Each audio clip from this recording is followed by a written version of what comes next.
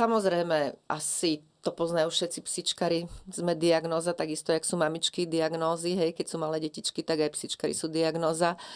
A ja tým, že nemám deti, tak naozaj tí psíkovia sú mi, ako keby, nechcem povedať náhradou detí, ale je to pre mňa štvornohá láska, živá bytosť, v ktorých očiach som ja tá jediná, tá najlepšia a tá mama, pri ktorej oni sa cítia bezpečne, ktorá ich ochráni, ktorá vlastne sa o nich postará. Takže samozrejme, keď nie som s nimi 2 dní a že som, dajme tomu, pracovne niekde preč vyťažená, už mi chýbajú. Ako zvládaš pobyty? Voláš s nimi cez kameru napríklad? Volám s nimi, hej, cez kameru si voláme a oni normálne reagujú. A teraz mám jednu staršiu 12,5 ročnú a ešte jednu mladú ročnú. Tá ešte tak nevie, ale 12,5 ročná tá normálne funguje so mňou, rozpráva sa so mňou, sťažuje sa, ukazuje mi, donesie mi hračku.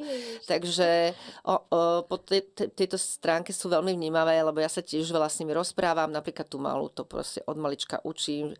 Teraz ten psík všetko vníma, takže vždycky, čo mám v ruke nové, dám ovoňať, poviem jej, toto je kefa, toto je, ja neviem, linka na obočie, hej. A v podstate komunikujem s ňou tak. Tí psi sa naozaj sú schopní naučiť veľmi veľa a porozumieť veľmi veľa. U nás jednoducho vedia, že keď sa spýtam, že kde je manžel menom, kde je mamina, kde bol dedo, keď ešte žil, tak išli za ním, odniesli. Takže oni sú komunikatívni a svojím spôsobom je to taká krásna, by som povedala, životná náplň, pretože ten pes pre vás otvorí zase, by som povedala, nové obzory.